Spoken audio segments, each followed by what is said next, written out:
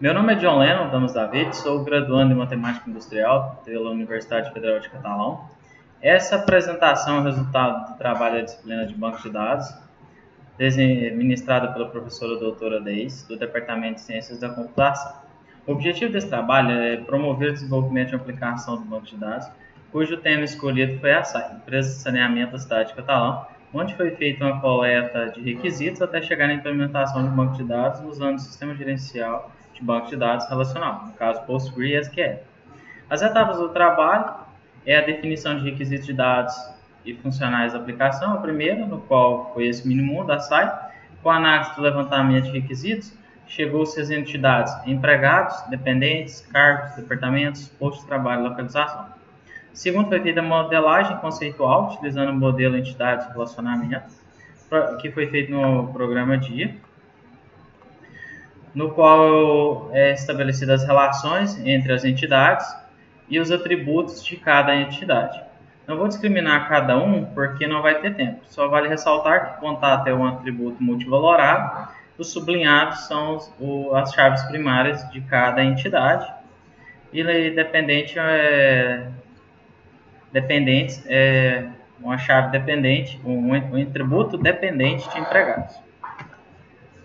E as cardinalidades, onde um empregado só pode ter um cargo, onde um departamento gerencia o empregado, onde o empregado trabalha em um departamento e um posto de trabalho, e o departamento também tem uma localização, o empregado trabalha em um posto de localização, e o empregado tem dependente.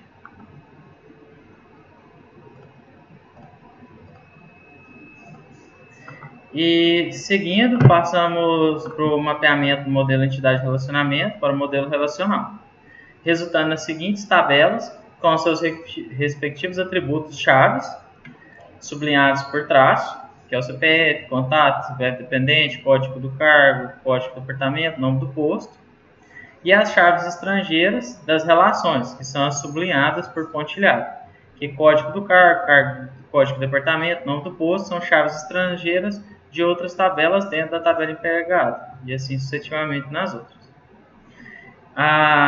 Não vou enfatizar muito porque não vai dar tempo, porque a apresentação tem um tempo limite. Partindo disso, vamos para a implementação da aplicação utilizando o sistema gerenciador do banco de dados, no caso PostgreSQL. Eu tive de inserir os dados primeiramente porque os vídeos estavam ficando muito longos e não estava atendendo ao tempo. Assim sendo, eu criei o banco de dados Trabalho 1. Depois foi criado as tabelas, tabela posto de trabalho com os seus atributos e as suas características, localização, caractere, criou o departamento, código do departamento, que é um inteiro pequeno, o CPF, que é um inteiro grande, que tem que ter 11 dígitos, e as restrições de chave estrangeira de cada entidade. Nesse caso aqui está de amarelo, porque o departamento foi criado só porque GCPF refere-se a empregado, e como a tabela empregada ainda não foi criada, eu não posso colocar a restrição de chave estrangeira. Por isso ela vai ser colocada aqui mais na frente. Foi colocada mais na frente, foi inserido esses dados. O segundo foi criado outras restrições, tipo as horas de trabalho do contrato, elas têm que ser maior que zero e não pode ser maior que 45 horas por semana. Quer dizer, os funcionários na SAI normalmente têm a carga horária de 40 horas semanais. Aí criou-se a tabela empregados, onde tem outra restrição, que é a verificação de o CPF ter 11 dígitos, ou um zero e os demais 10 dígitos com valor. Também o efetivo comissionado do cargo foi verificado se digitou apenas E ou C, E para efetivo e C para comissionado, e os outros campos todos relacionados com as chaves estrangeiras, com as restrições de chaves estrangeiras. Depois de ter criado as tabelas, foram inseridos os dados fictícios. No posto de trabalho e localização, foram esses os dados inseridos. Dentro de cargos, foram esses dados. Aqui está de verde para lembrar da restrição, que não pode ser maior que 45 e tem que ser maior do que zero. E aí foi inseridos os dados em empregados. Porém, empregados, como o departamento os dados de departamento ainda não foram inseridos, eu tenho que colocar no código referente ao código do departamento. Na restrição código do departamento aqui, ó, eu tenho que colocar null porque ainda não foi inserido o departamento, a tabela, os dados de departamento. Aí inserir os outros dados de empregados, os contatos do empregado, dependentes. Aí linkar, uma vez que já foi criada a tabela departamento, eu vou atualizar. Foi atualizados os campos do CPF, para onde o CPF foram esses, para o departamento ser igual a 1, o departamento ser igual a 2, a 3, a 4 e o departamento igual a 5. Com os dados fictícios, então assim, verificando esses dados, a gente pode verificar aqui na tabela. O último dado inserido foi esse aqui, a última restrição do departamento, acabamos de inserir ela. E aí agora podemos verificar aqui a tabela cargos,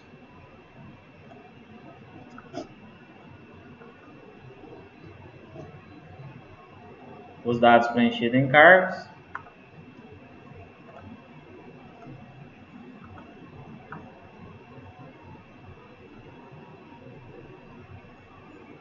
em contatos,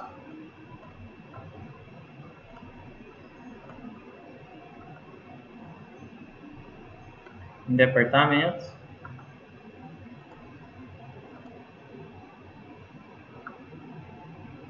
independentes,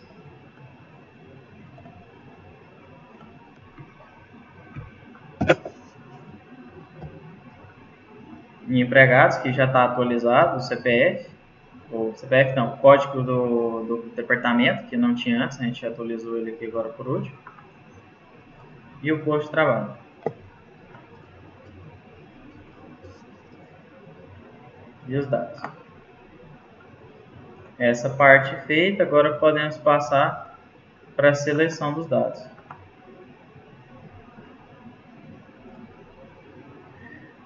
Assim sendo, né, vamos fazer consultas nesse nosso banco de dados criado. Por exemplo, quais os nomes de gerentes que não tem nenhum número de contato? Precisamos fazer a seleção do nome do CPF do gerente, da tabela departamento empregado, onde o CPF de uma tabela é igual ao CPF da outra, do GER-CPF do departamento, exceto aonde o contato empregado com o CPF é igual ao departamento com o gerente, que é só a exceção. E da união também com contato de empregados. No caso aqui, a Flávia, ela não tem nenhum telefone cadastrado no departamento. Então, vamos resolver isso. Vamos inserir um contato para a Flávia. Foi inserido com sucesso. Vamos visualizar.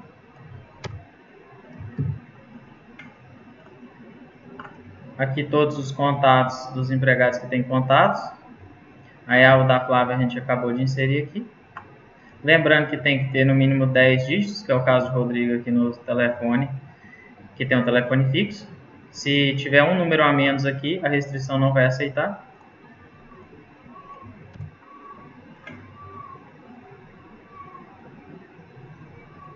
Aí vamos selecionar a tabela departamentos. Aqui dá para ver que o gerente, ele tem um mesmo gerente responsável por 2 departamentos diferentes. Como a gente só quer um, vamos atualizar isso, vamos resolver esse problema. Vamos atualizar o gerente, a tabela departamentos, onde o CPF do gerente foi esse, a gente vai mudar, onde o código do departamento for 1, a gente vai mudar o CPF do gerente para esse aqui, que é um CPF válido na tabela empregados. Foi feita a inserção. Vamos visualizar. Olha lá, agora cada departamento só tem um gerente diferente.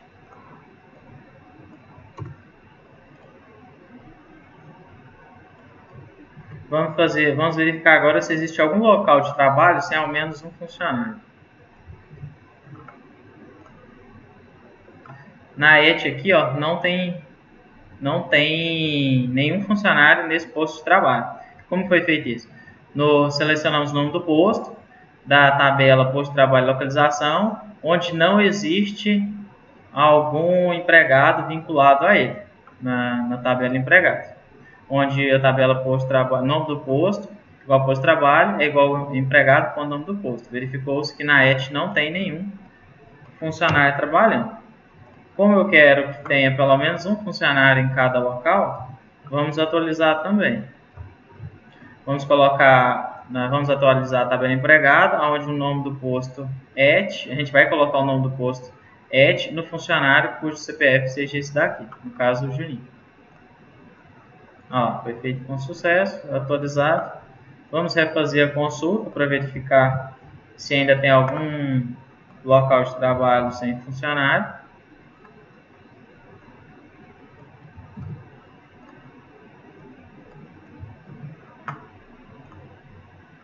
Não, agora todos os locais de trabalho têm pelo menos um funcionário.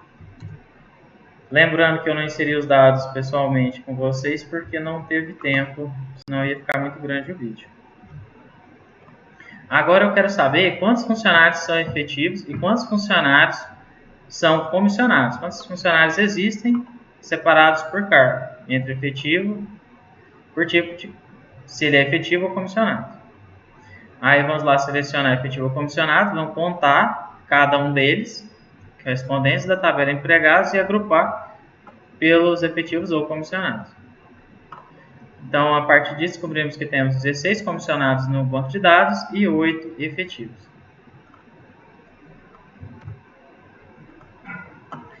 Quais os nomes dos funcionários que têm dependentes e quais os nomes deles e seu parentesco, ordenado pelo nome do funcionário? Então, vamos executar. Vamos selecionar o nome do dependente e parentesco, da tabela empregados, união com dependentes, junção com dependentes, onde empregado CPF é igual a dependentes CPF, ordenado por nome do dependente e parentesco.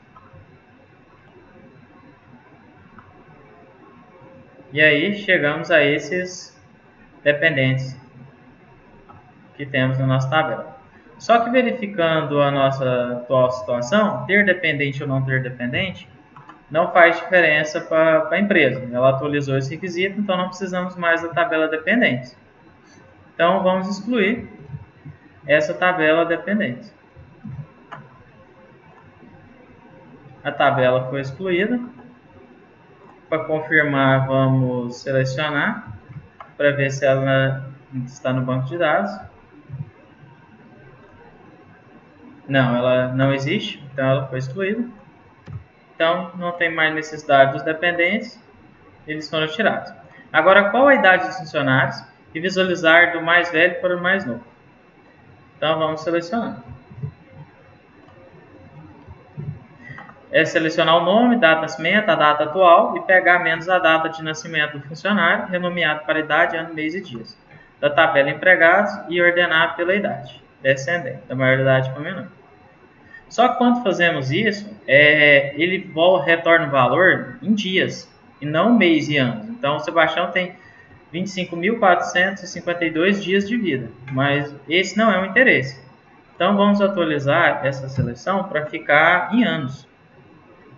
Para fazer isso, a gente vai precisar usar esse outro tipo de seleção, que é toChar. A gente vai usar toChar nos atributos e renomear eles da tabela empregados e ordenar pelo mesmo quesito, pela idade. Fazendo essa atualização, agora sim, sabemos a idade de cada funcionário. O Sebastião tem 69 anos, 8 meses e 4 dias, e assim sucessivamente. Onde a Júlia é a mais nova, tem 17 anos, 7 meses e 12 dias.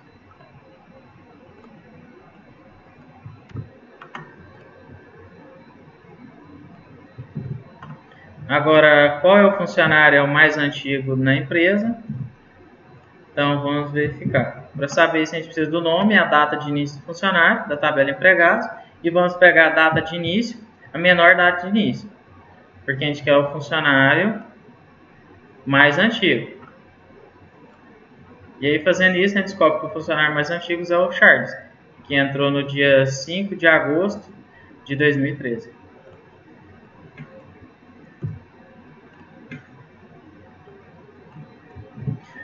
Agora queremos saber qual foi o último funcionário a entrar na empresa e qual foi a data. Então, quer dizer, o funcionário mais novo. A mesma coisa, só que em vez de menor ou igual, a gente vai colocar maior ou igual a todos. No caso, a Lorena é o último funcionário mais novo da empresa e entrou dia 10 de janeiro de 2020.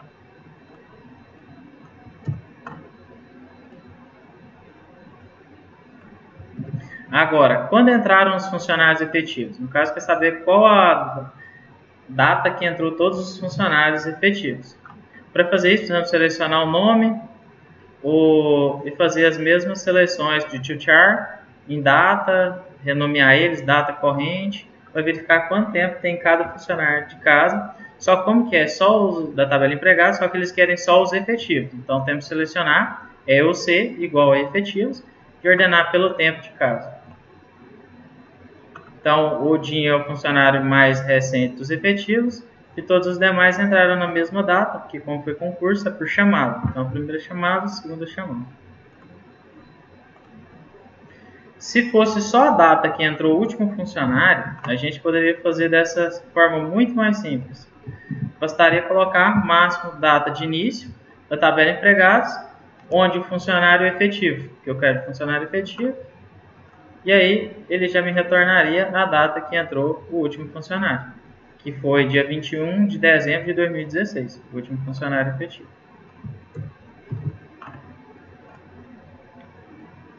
Continuando, quantos funcionários trabalham em cada posto de trabalho? Então, seleciona o posto, vamos contar o nome do posto de trabalho e ordenar pelo nome do posto. Temos aqui dessa forma, só que aí não está organizado, né? Podemos melhorar isso. Simplesmente colocando order by nome do posto. Agora está selecionado em ordem alfabética.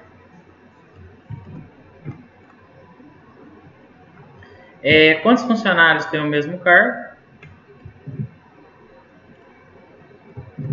Então vamos selecionar o nome do cargo e contar pelo código cargo para não dar duplicidade e não ficar, a gente precisa colocar o nome da tabela, empregados.cargo, para ele não reclamar.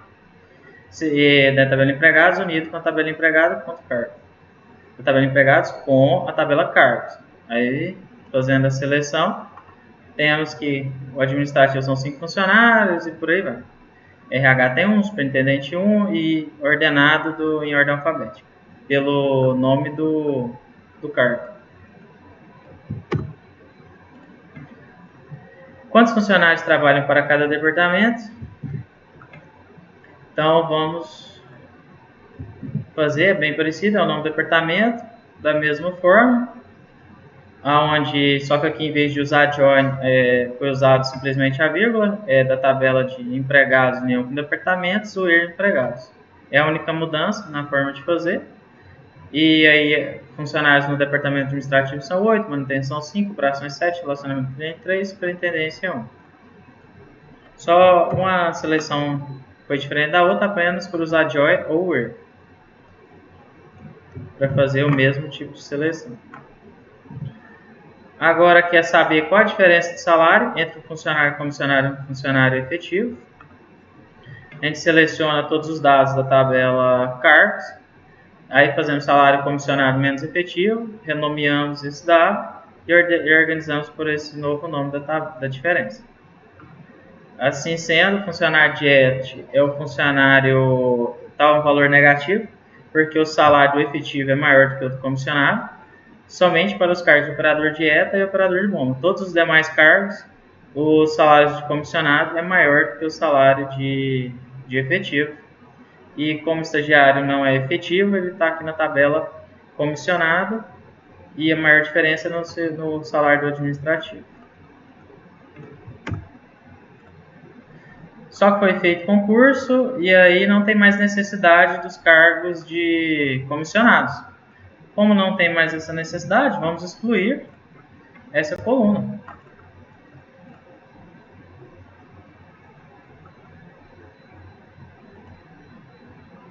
Foi excluído com sucesso. E vamos visualizar a tabela dos cargos.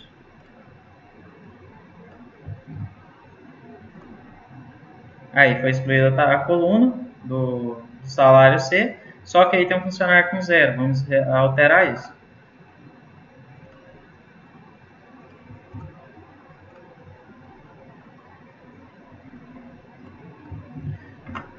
Porque estagiário para não ficar com o salário zerado. Então vamos atualizar na tabela cargos, onde o código do cargo é estagiário 109, vamos colocar o salário E igual a esse.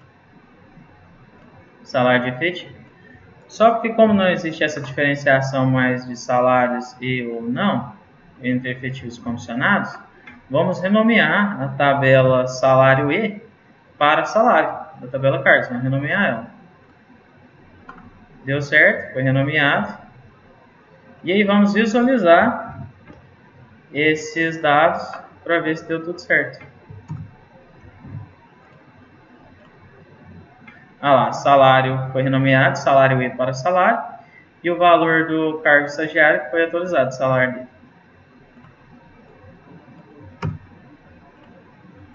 D. Qual o maior e o menor e a média salarial e a soma de todos os funcionários da SAI? Para fazer isso é simples, basta selecionar o mínimo de salário, o máximo de salário, a média do salário e a soma do salário da tabela cargos e empregados. Aonde o empregado, ponto da tabela empregados, o código do cargo é igual à tabela cargos, código do cargo. Fazendo isso, temos que o menor salário é 1.045, o maior é 15.000, a média de salário é R$ 2.572 aproximadamente, e a soma dos salários da empresa dá uma folha de pagamento de R$ 61.735, com os dados atuais do banco de dados. E mostra o nome e o salário dos funcionários e ordena os salários de forma decrescente.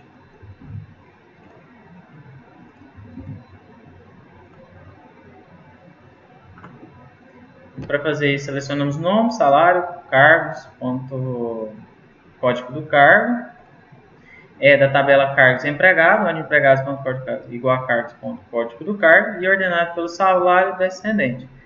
Assim temos como resposta que o maior salário é o do Rodrigo e o código do cargo dele é o do superintendente. E assim sucessivamente o código e o salário de cada funcionário. Devido ao tempo, é o que podia fazer, já extrapolamos um pouco o tempo. Essa é a quinta etapa do trabalho, foi a confecção desse vídeo de apresentação. Assim sendo, muito obrigado por ter acompanhado e espero que tenha sido útil. Abraço e muito obrigado.